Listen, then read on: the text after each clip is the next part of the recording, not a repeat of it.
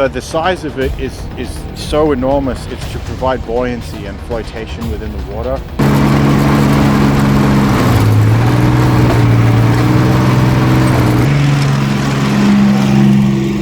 As that there were limited crew in the PT-76, the gunner was also the crew commander.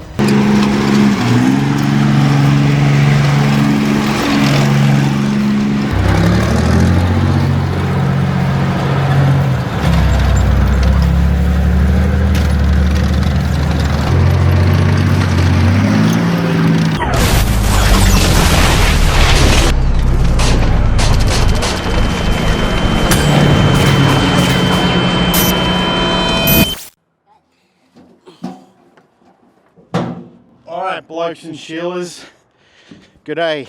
Today we have the PT-76 and you're going to get an Aussie digger's take on what this tank is and how it works, and we're going to take you through it. So this is a PT-76. What that means in Russian is Plavayushий tank, 76 millimeter, and that essentially just, translates to floating tank, 76 millimeter. And this is not a tank in the traditional sense of the term. It's not a main battle tank. It's not a fighting tank. It's essentially a light tank, and we're going to go right through it and show you exactly why. So this tank here is a Battlefield Vegas tank, and today's video is sponsored by Battlefield Vegas. And the particular one that we're looking at is specific to the Vietnam War. So the Vietnam War in itself is starting to really grow with desirability, especially as we move into the 2020s. The Vietnam veterans are definitely coming of age, and we're finding that a lot more interest is taking a focal point on Vietnam. So we're hitting up the more or less the enemy tank of the time, one of which. So the colors that you see here is more or less a Viet Cong utilized PT-76. Now, traditionally, the Viet Cong did not get armor in their own hands. It was usually run by the North Vietnamese Army or other regiments, subsets of the Vietnamese Army. But we did see in a post-action report evidence of a group of Viet Cong that were actually running around in PT-76. So the color configuration and the markings of the tank today resembles that of Viet Cong.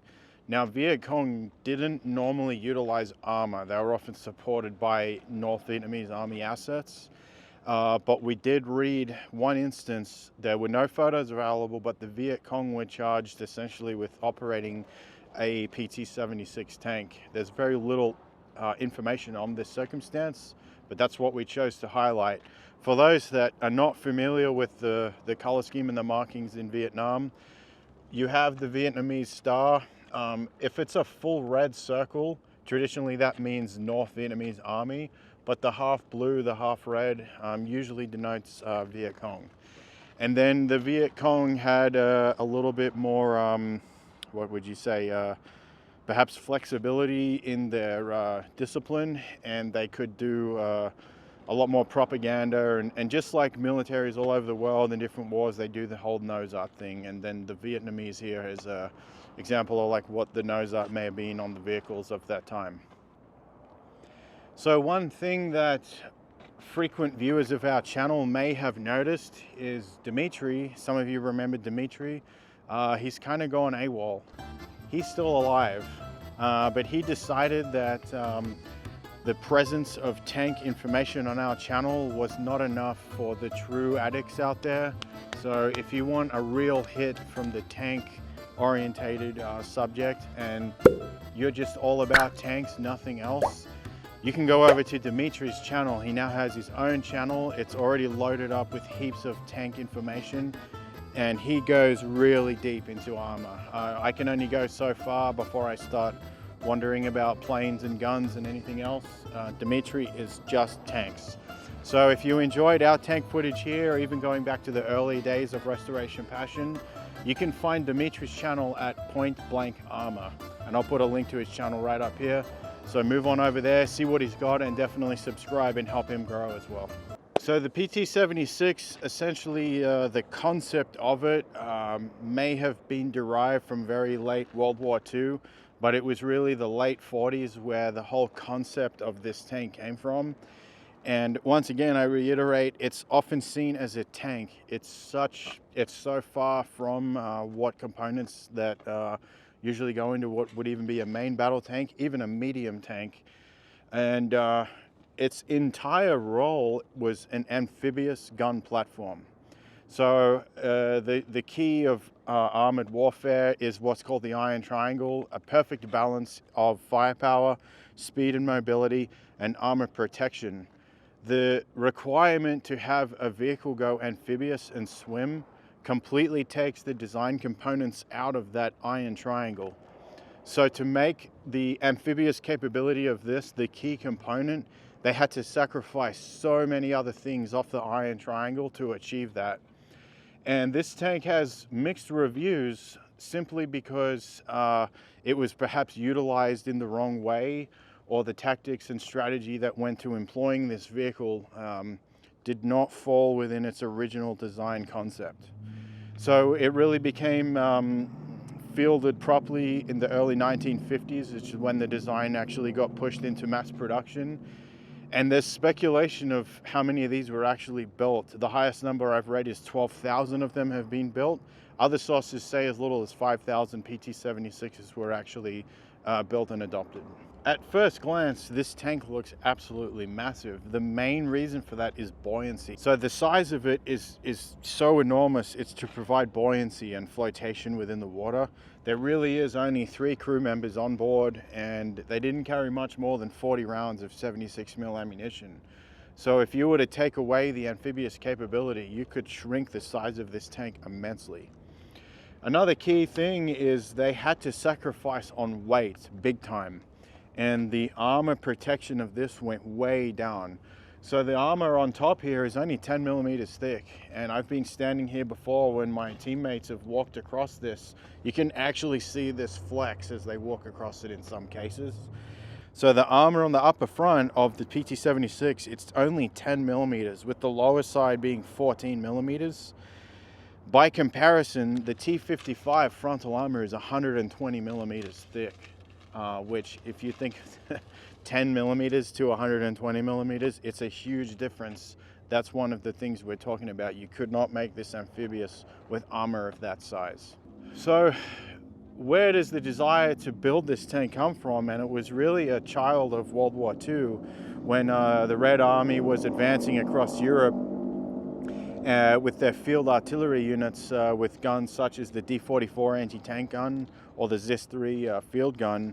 Every time an artillery regiment had to conduct like a water amphibious crossing, it became a logistical nightmare to bring forward bridging equipment and amphibious capability to move those guns across a waterway. So really the thought behind this vehicle was, why don't we have those field gun platforms on an amphibious hull that it really needs no additional support to cross waterways and rivers and so on.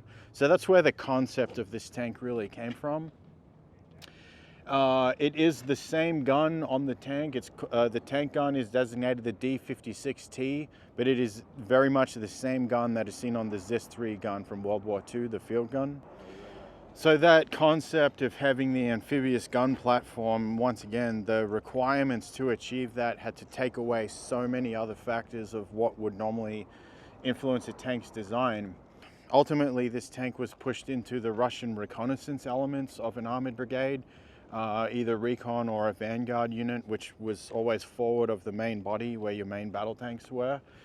But it didn't really overly take off very well with the army in Russia. It did see time in the army doing open country field operations, but where it really did come into its own was the Russian Navy saw the potential of a beach invasion type of scenario, sending these in advance. They're sending these off the landing craft to take a beachhead, moving these vehicles with this gun up a beachhead to take out emplacements, bunker emplacements, infantry in the open, and hold that beachhead and buy time while further elements can move in. That's where the Russian Navy or the Russian Marines really saw the potential of this vehicle and where it was utilized the most within the Russian military. When this tank was conceived, The designers of the tank really underestimated how quickly tank development, rocket and missile technology, and the tank race was going to move. So almost not right away, but pretty close to it, as soon as this tank was fielded, it was deemed more or less obsolete, because as soon as this entered the battlefield, you're already seeing the NATO tanks such as British Chieftain and the US Patton tanks with a 90mm or 105mm guns. This became obsolete in a tank environment very, very quickly. However, after Russia was kind of done with this and the tank was sold off under contract to various other countries such as Vietnam, Indonesia, Syria, and so on, the Vietnamese saw the massive potential of this tank in Vietnam in the sense of terrain capability, because Vietnam being a jungle environment with very soft soil, lots of sand, swampy marshes in the lowlands, this had tremendous ability to traverse across the terrain in Vietnam. By comparison, heavy tanks really struggled moving through jungle, muddy, watery areas. So the Vietnamese employed this very well in that sense. However, the problem came is that when the Vietnamese tried to use this in a main battle tank role, it once again came unstuck. So really mixed reviews on the capability of what the PT-76 can offer a military as a fighting element. So the early PT-76 had the gun called a D56T, and it was a little bit different to the gun that you see here, in that the first thing you notice is the muzzle brake. And it essentially was a long muzzle brake with baffles all the way along it that orientated the blast from the gun rearward, and the idea was to help with a recoil stroke inside the tank. However, one of the requirements that the Russian military put out was this tank on the top was supposed to aid in carrying a platoon of infantry across waterways. So they had to have up to around about 20 men on the top of this to traverse. And what they found was that rearward muzzle blast was injuring and disorientating troops on the top of the tank. So they upgraded the gun to what is called the D56TM, and they changed the muzzle brake to the 2 style baffles here, and the baffles only send the blast sidewards, not rearwards, thus to not disorientate the driver and the crew. They also added the bore evacuator or fume extractor, depending on where you're from, you would call this. So one of the nicer features as a tank operator is the size of the turret hatch on a PT-76. It's absolutely monstrous, and it provides for a nice and easy exit and entry. The reason I would hazard a guess as to why this hatch is so big is in the event that the tank takes on water rapidly, it provides a very large area for the crew to escape. But there was a really interesting modification that we're going to talk about that was done to this tank to accommodate the Dishka or Deshika machine gun, the Russian 12-7 machine gun. So one of the other features of the hatch designed opening forward like this is most of your other tanks, the hatch opens to the rear. It provides some manner of protection against small arms. I would hazard a guess to say this would stop at least 7.62 ball ammunition. So there's something there for the crew to get down behind. But the modification for the Dishka, let's talk about that. So to fit that 12.7 machine gun up here, you need that massive pintle mount because that's a lot of recoil force, right? But how are you supposed to do that with the hatch design like this? I believe it was the Polish with their PT-76. They were one of the first ones to do it, but I have seen it on the Vietnamese tanks. Essentially what they did was on the hatch, they cut and welded an additional hatch right here that could open to the rearwards. That way the loader on this side could open his hatch independently and operate the Dishka, which would have been mounted right there. So what does this tank need to make it perform so well in its amphibious role? It needs several components. The first and the most important, other than your jet drive, would be your trim vane. Now, the driver has a lever inside, which will show you. He can wind it, and that will bring the trim vane out like this. So the way that that's designed is as the tank is moving in the water, it's going to create what's called a bow wave. And if you have that sharp angle of attack like you do here, and you accelerate or surf comes in and it goes up on top of the hull, it can push the tank down and force water into the driver's hatch rapidly The trim vane folded out helps keep the vehicle buoyant and above the surf zone. First and foremost, you need propulsion, and that's where the design of this really comes ahead, is the jet drive. It's all mechanical, there's nothing fancy, and you have a selector gear inside the driver's hatch that allows you to select the transmission output to go from the final drive sprockets, or that can change on a clutch and switch to the jet drive propulsion. So we'll outline this here in a minute, but there's a water intake on the bottom of the jet drive. It floods the jet drive right near the prop, and it blasts all that water out rearwards, and that's how you get propulsion. The way that you steer when you pull the steering levers is you're essentially blocking off the flow of the jet drive. So that gives you full blast out one side, but what happens is this, is when you block that, all that water exiting pulls up and hits that and starts to come rearward this way, and then it exits out here. So you get some propulsion even in reverse, just not as much. So that almost allows you to turn very tightly when you're inside in the water. Another feature that the driver had to have for driving closed down in the water is his hatch would be closed. He would have had a regular periscope, much the same as these ones here. But if this trim vane is up, his periscope can't see over the trim vane. So the driver had an extended periscope, which he would slot in, it would clear this, and it would view over the top of the trim vane. Also, you can see a tiny little V cutout here in the trim vane. That represents to the driver the dead center of the vehicle, and that helps him get orientated so he can steer right, because he doesn't always know what he's looking at through that tiny periscope.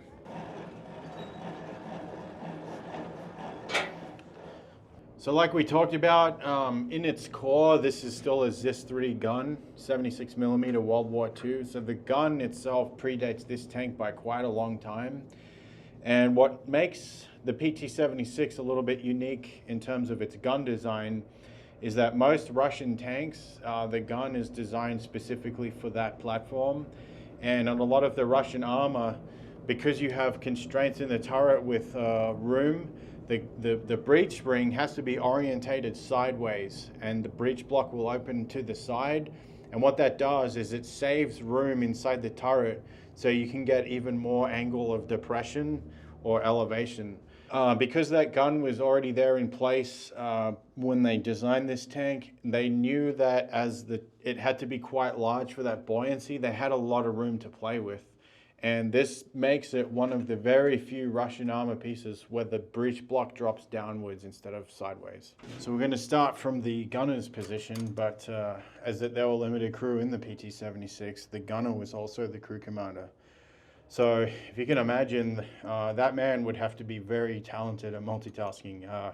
Speaking as a crew commander myself, who's also acted as a gunner at the same time, you're thinking about navigating, controlling the driver, tactics, you're answering the radio to higher up, you're sending your messages down and across. If you also have to worry about the gun, the status of the gun, the target, what the enemy's doing, in the heat of the moment, your brain is processing a lot of information. So I can tell you from experience, after getting into even a training contact as a crew commander gunner, half an hour of that and you are mentally exhausted. So that's, call it an advantage, call it a weakness. I don't really know how to put it, but a crew commander gunner is quite a thing, and the PT-76 shares that with other platforms like the M113 and so on. Controls in the turret are very simple. There's a lot of room inside the turret, but he usually, first and foremost, he has automatic gun traverse left and right, and he has his electric firing mechanism there for the trigger. So in the event that you have damage to the tank with power outage, or you're in like a stand down position with no power in the vehicle, you can manually traverse the tank. Important to note with the PT-76 is you only have electric traverse. You do not have electric elevation. So both his hands are going to be very busy. So he'll be traversing with this arm and firing the main gun here. His offhand is going to be doing elevating and depression. And the button on top of the elevation gear is also the trigger for the coaxial machine gun. We do not have currently the telescopic sight for the PT-76, but that would have been located right here for his viewing port. He also had a periscope up here in which he could rotate and see targets in any direction. Another thing to note is a lot of Western tanks prefer the method of turret power by hydraulic assist motors. So an electric motor powers a hydraulic pump. You get a very strong, smooth traverse mechanism. But to save room, a lot of the Russian equipment, they do a straight electric motor to a transfer box, which just provides power. So it's electric traverse only. But in order to power such tremendous force in an electric motor, you also need a massive power output generator, which is essentially what that does. It helps convert power to drive that traverse motor. The only other thing prevalent to the crew commander is his communication station. The output for his antenna is there, and then the turret control box here. So you have various controls, lights, and so on in this panel here. Some basic components of the gun. Normally the gun is electrically fired, so when he hits the button here on his quadrant, electromagnetic solenoid depresses the trigger. But once again, in the event of power outage or failure, he can also pull his override here. So this is your manual override switch, which also depresses the exact same trigger. Here you have a recoil stroke gauge. It's all mechanical, but so as the gun recoils, it's going to pick up this tab and move this tab rearward, and then it's going to go back into battery, and the gauge is going to stay. So what you're looking for here is the gun will have essentially limits of how far it's supposed to recoil, and if that recoil gauge moves further than it's supposed to, it means there's a problem with your recoil system. Either you're out of fluid, you have a leak, or something broke. Why that's important is if the gun recoils to its maximum stroke, we have what's called deadheading, where there is no longer any shock absorbed by the recoil system, and the full force of the gun is going back and slamming, and it slams the trunnions of the gun carriage, and you can damage the tank and even have the gun come out of its carriage on a fire. So not an ideal situation. So now I'm on the loader's side of the tank. His roles and responsibilities are far less than the crew commander gunner. So obviously this would be a much more junior position, but he is responsible for cleaning, manning, and loading the coaxial machine gun, as well as the loaders, as well as the ammunition for the gun. So pretty straightforward breech block, but just like any other big gun, breech block, set of extractors, chamber, and then you can also manually close it. Watch my fingers here, but as you insert around, it's going to trip the extractors and the breech would slam closed. The recoil system, this particular one is nitrogen over oil. The system on this side is for your recoil brake, and that is just a fluid-filled cylinder. As the gun's recoiling, it's forcing fluid, channeling it, and restricting the force going rearward. When the gun's all the way rearward, then your replenisher takes over. So there's oil and nitrogen, compressed nitrogen in this cylinder. So when the gun is in its relaxed position, which is forward right now, it'll recoil and the nitrogen will compress. And as it hits the back of its recoil stroke, that nitrogen needs to uncompress and relax again. And that's what drives the gun back into its battery position. So as you can see, one of the best parts about PT-76 is the amount of room in here. Once again, only a crew of 3, but it is a massive cabin, and it is there for buoyancy to make the tank float. There really wasn't too much kept down here. For our restoration, we didn't have a lot of the equipment needed to fill it out. But items down in this area and on that side would have been predominantly more ammunition, first aid kits, rations, water, and personal equipment. So we're going to take a second to talk about what would be the engine bay. Getting the engine bay off this thing is quite a chore, and YouTube doesn't pay enough for us to go through the pain in the ass of making that happen today, but we will throw some footage in there. but it is essentially an inline six diesel engine, and it's almost verbatim the same engine from T55 and T34 and so on. It's just a single in-row line of six. But because it's inline, it runs so much smoother than the V engine. And additionally, as this tank is so lightweight, for all the reasons we talked about, the inline six engine is perfect for handling this thing. We have our solar panels here for a battlefield modification. These are certainly not 1950s technology, but as the batteries kill us around here, we do use these and they help immensely.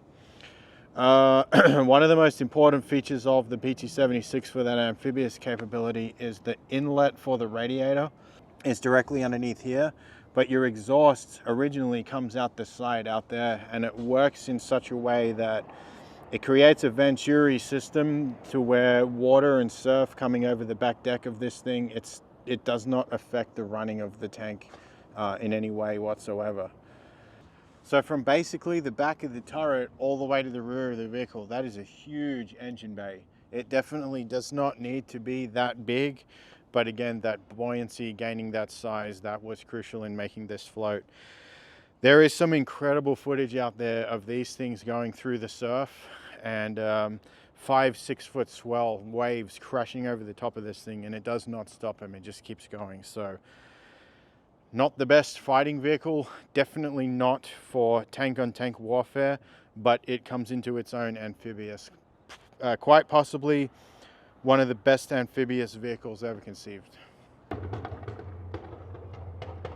So with its extensive use in Vietnam, the PT-76 had a handful of notable battles. One of the ones I really enjoyed learning about was the battle at, hopefully I'm pronouncing this correctly, Lang Vai. The Lang Vai Special Forces camp was up in the north of Vietnam, and it was essentially a Green Beret outpost where there was only around about 24 or so Green Berets that had Vietnamese people there that was essentially training under them as one of the Montagnard armies.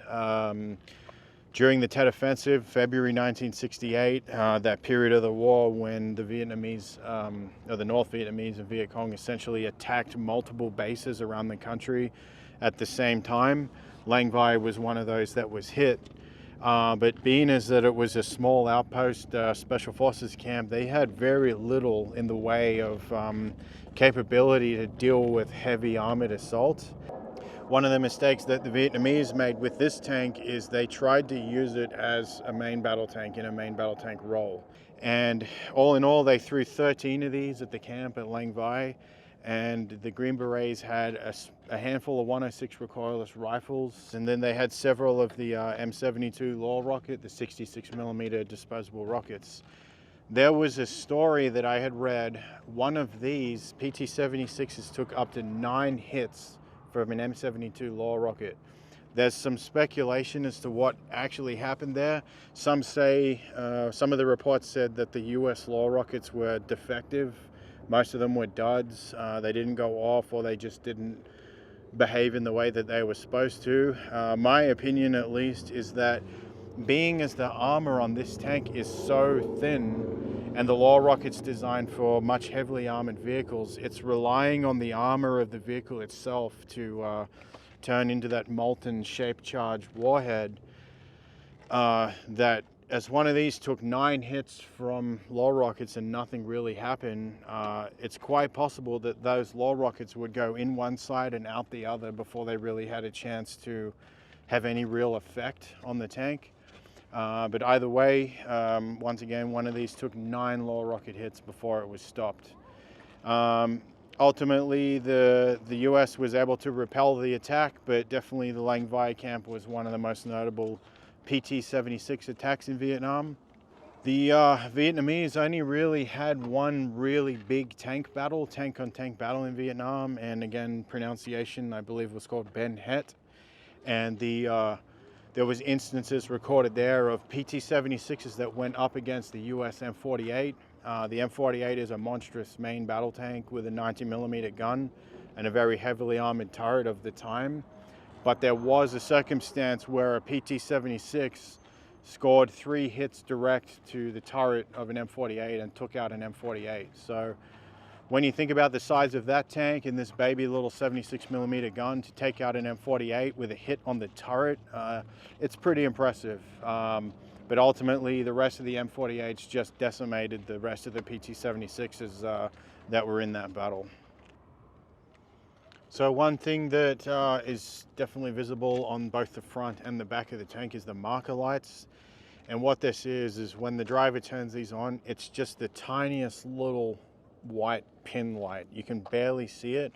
That's there to kind of denote the very edges of the vehicle from the front and back. And that helps with either vehicles in convoy right behind him, they can see where he's going and where his edges are. Or for somebody outside ground guiding the vehicle, they can see at least the very extreme edges of the tank. Not much is known about the history of this PT-76 in particular, but it does have battle damage on it. Very small, what appears to be like 7.62 damage. Various spots all over the tank, you can see. But I would hazard a guess is that more than likely this tank was Syrian and it was captured by Israel and exported into the UK and then the US.